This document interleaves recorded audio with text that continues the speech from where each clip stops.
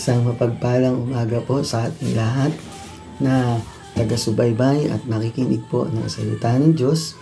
Ngayong pong umaga ay magdi-devotion po tayo at araw po ng Monday, ika-29 ng Setyembre. Yan po, no?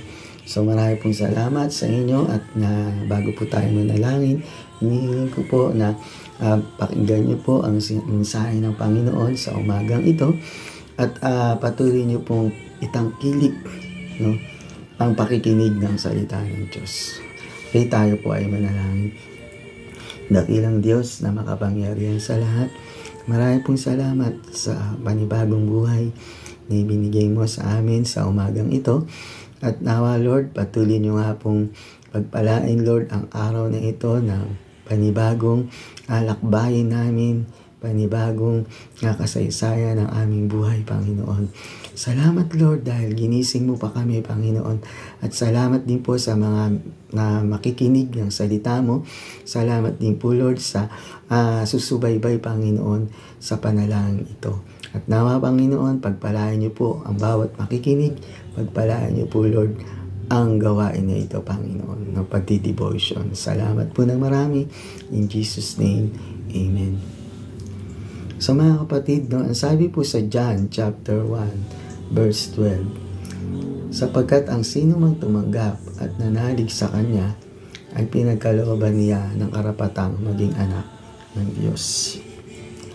Ito pong aklat ni Juan, ito po ay ang pagpapahayag ni Apostol Juan o isang pag-iimbita na sa bawat tao na nakakarinig ng kanyang salita ay kinakailangan pong magkaroon po ng desisyon, no? At ang desisyon na ito ay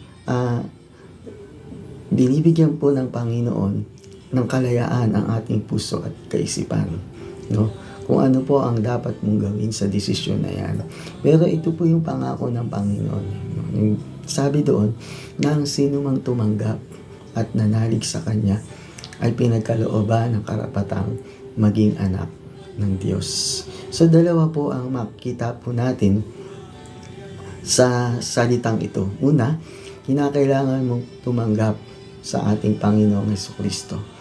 At pangalawa po, kinakailangan mong manalig o sumampalataya sa Kanya. At ang kasunod po nito, ikaw ay magiging anak ng Diyos. Pero bakit po gano'n na lang ang paanyaya sa atin ng Panginoon? No, na tayo na mga makasalanan, tayo na mga namumuhay sa kadiliman, ay nagnanais na ang Diyos ay maging anak niya po tayo. Sapagkat alam naman po natin sa simula pa, ang tao ay nalayo sa Panginoon. Sa umpisa pa lamang sa Genesis chapter 3. No?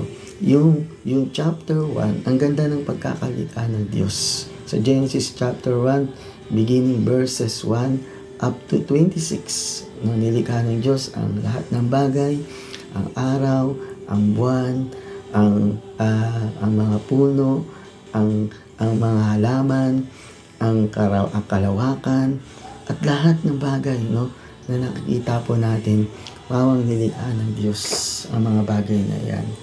Ngayon, after ng creation, nilikha niya ang tao.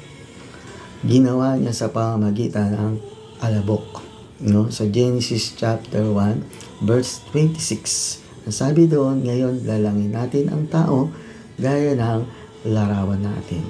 So, ibig sabihin mga kapatid, ibinigay na ng Diyos ang lahat ng bagay, no, bago pa nilikha ang tao. At binigyan po tayo ng kahalagahan ng Panginoon.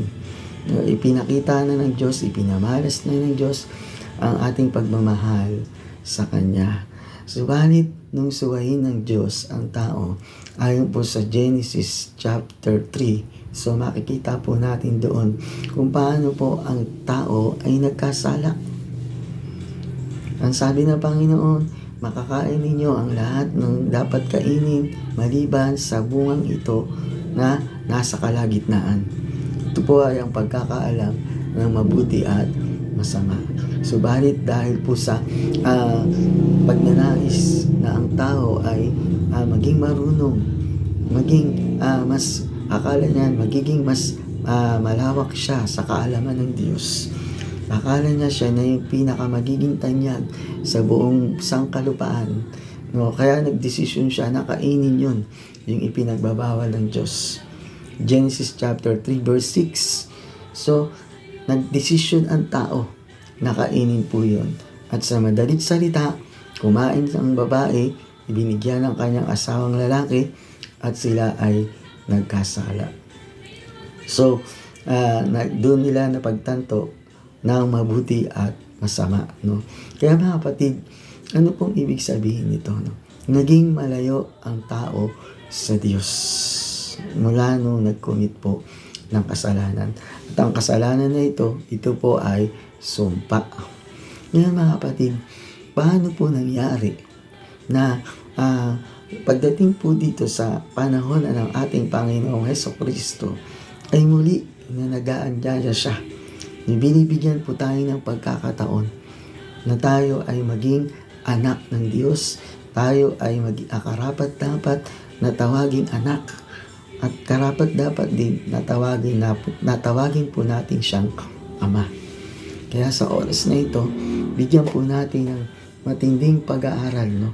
At pagnanais na ang panawagan ng Panginoon sa ating pong mga tao na nabubuhay dito sa mundong ito.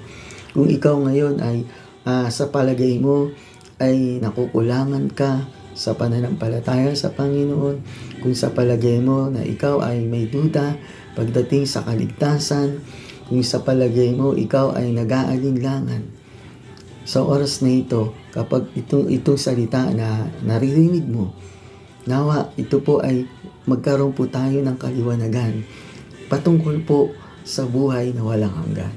Kasi hindi ka magiging anak ng Diyos kung hindi mo siya tatanggapin. At hindi ka magkakaroon ng buhay na walang hanggan kung hindi ka mananalig sa Kanya. So mga kapatid, no, ang requirements po, gaya ng sinabi ko sa kanina, ay tanggapin natin si Jesus. Manampalataya tayo sa Kanya at ikaw ay magiging anak ng Diyos. At kapag ikaw ay naging anak ng Diyos, ikaw ay magkakaroon ng buhay na walang hanggan. So ang sabi po sa John chapter 3 verse 16, gayon na lamang ang pag-ibig ng Diyos sa sanlibutan, kaya ibinigay niya ang kanyang bugtong na anak na si Jesus, upang ang sino man sa kanya ay sumampalataya ay huwag mapahamak, kundi magkaroon ng buhay na walang hanggan. So kapatid, kung nais mo pong magkaroon ng buhay na walang hanggan, na kailangan mong papasukin sa puso mo ang Panginoong Hesukristo. At tiyak lahat ng masasakit, problema, karamdaman, kahirapan sa buhay mo, lahat ng yan ay ibibigay sa iyo ng Panginoon kung maniniwala ka lang sa ginawa ni Kristo doon sa krus ng Kalbaryo. So ang requirements lang po para magkaroon ka ng kaligtasan ay papasukin mo ang Panginoong Jesus, tanggapin po natin siya bilang sariling Panginoon at tagapagligtas ng buhay at manampalataya po tayo sa ginawa niya sa krus ng Kalbaryo.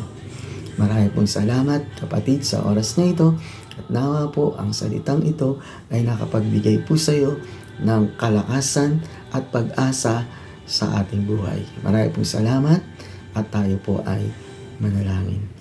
At sa oras na ito, kung nais mo palang tanggapin si Jesus bilang Panginoon at tagapagligtas ng buhay, sumabay ka sa aking panalangin ng pagtanggap sa Panginoon. Sige, tayong lahat ay manalangin at pumikit. Panginoong Jesus, sa oras na ito,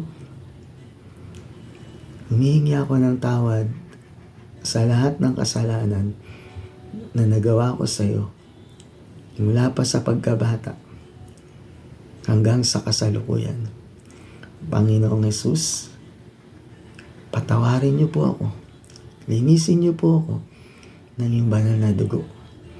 Panginoong Jesus, tinatanggap kita sa aking puso. Pumasok ka bilang sariling Panginoon at tagapagligtas ng aking buhay. At isulat po ang aking pangalan sa aklat ng buhay diyan sa langit. Salamat po sa kaligtasan na ibinigay mo sa akin sa oras na ito. Sa pangalan ni Jesus. Amen. So yun po, no? Kung ikaw po ay sumabay sa panalangin ko ng pagtanggap sa ating Panginoong Hesus at taimtim niyo po itong ginawa, ikaw ay magiging anak ng Diyos at ikaw po ay meron ng buhay na walang hanggan. So salamat po muli sa pakikinig ng iyong salita sa morning devotion sa umagang ito at pagpalain po kayo ng ating Panginoong Hesus Kristo. God bless po.